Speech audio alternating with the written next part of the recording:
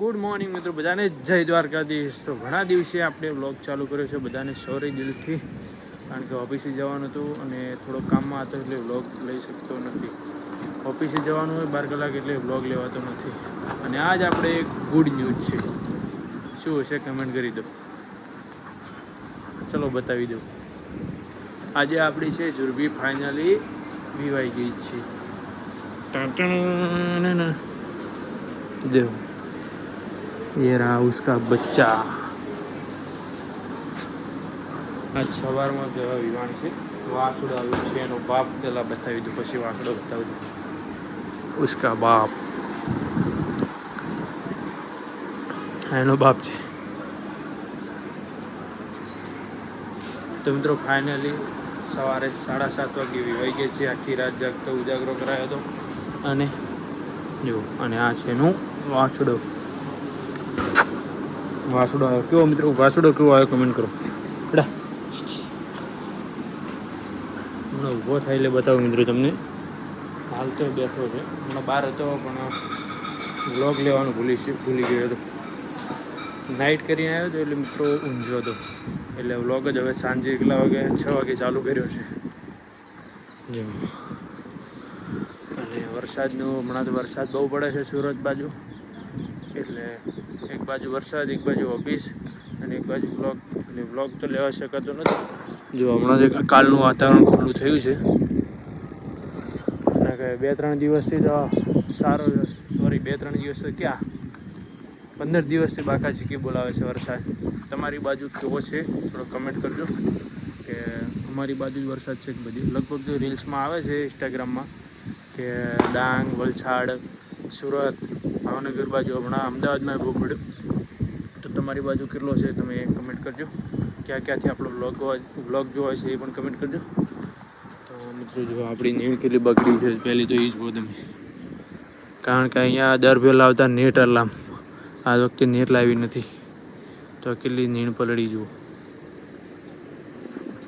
વાસ મારી રહી છે નીણ.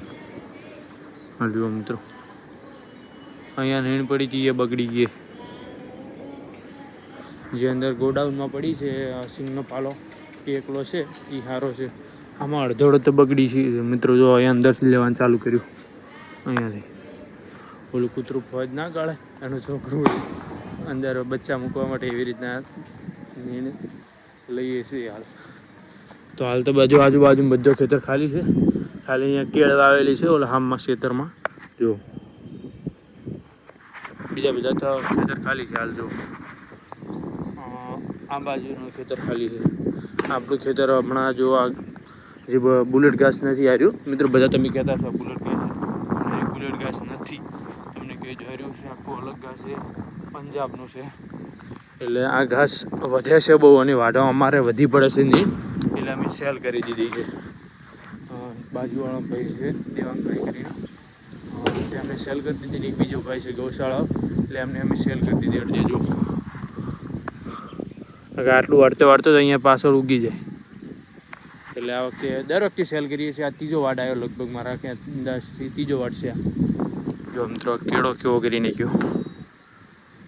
બધા જે આ નીણ વેચી હતી એ લેવા આવે ને એટલે કેળો વરસાદ ના લેવાયા હતો એટલે કેળો કેવો કરી નાખ્યો. જો રસ્તો હાલે એવો નથી રાખ્યો. તો મિત્રો આજ વાતાવરણ ખુલ્લું છે, આજ મજા આવી જાય એમ છે. કાલ કેમ થાય છે વરસાદનું જોઈએ. સુરતમાં તો હજી એલર્ટ છે, પણ આજ તો કાંઈ દેખાતું નથી. આ તો 25 તારીખ થઈ છે. 25 તારીખનું 25 ને 27 તારીખ સુધી આગાહી છે, પણ આજે કાંઈ એવો વરસાદ આવે એવું લાગતું નથી. તો ચાલો અંદર ગૌશાળામાં જઈને મળીએ.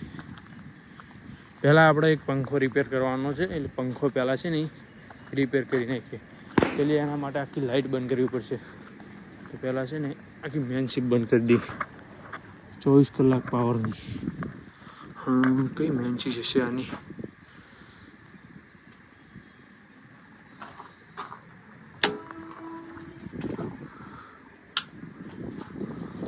જીગા પાવર જો, આ જીગા પાવર જો, લાઇટ બંધ થી. તો ચાલો મિત્રો, હા બે કરી ચાલો મિત્રો પણ ફરી ફેર કરી દઈએ, પછી તમને મળું. તો ફાઇનલી મિત્રો આવી ગયા છે સાંજના 7:30 અને જો હવે બધી ગૌ આરામથી નીણ ખાઈને પી છે જો. અને નીણમાં શું નાખ્યું છે આજે ખબર છે તમને બતાવી દઉં. લીલી નીણ નાખી છે આપણે જે બુલેટ ઘાસ છે એની. અને હવે વિવાહનો બીજા નંબરમાં વારો છે. આપણી ગાય કઈ છે ખબર છે? બીજા નંબરમાં લગભગ આપણે મોરલી કાં તો ભેરબી હશે મારા ખ્યાલથી, કારણ કે આપણે અહીંયા ગૌશાળાએ રહેતા નથી એટલે આપણે જાજી ખબર હોય ને. આપણી જાજા ઓફિસે જ હોય. મારો મોટો ભાઈ છે એમને ખબર હોય કે કઈ પહેલાં વિવાહની છે, પણ મારા અંદાજે લગભગ તો આરી જ વિવાહવાની છે. હા, પછી કો તો આ બેનથી એક છે એ તો ખબર છે. અને પછી ત્રીજા નંબરમાં તો બે પહેલાં ઓળખી વિવાહવાની, ના પહેલાં એક બીજા ને એક પહેલાં જ છે. આરી છે બીજા હતા, તમને ખબર હશે જે ઓલું બચ્ચું મરી ગયું હતું ને આપણે ગાય નથી દોવા દીધી એ આવડી ગાય છે. અને આ છે પહેલે તોડકી, એ તો તમને બધાને ખબર જ હશે લગભગ. આપણે ઓળકી મરી ગઈ, પેલા ગાયો વાસળ જાડા હતા, વાસળું નહોતું દઈ શકતું એટલે વાસળું મરી ગયું. ધાવણીથી દૂધ પાઈ પણ નહોતું પીતી એ ગાય. એ બીજી વખત વિવાહ આવે, બીજું વેતર. અને હાલના વાસળા કેટલા છે જુઓ તમે. આ વખતે મિત્રો બધા વાસળા છે ને નાના મોળા પડ્યા છે. ખાણ ખવડાવીએ છીએ, બધું ખવડાવીએ છીએ, તો ખબર નહીં આ વખતે શું પાણી વધારે પી ગયા છે એટલે પોટાળિયા થઈ ગયા કંઈ ખબર પડતી નથી.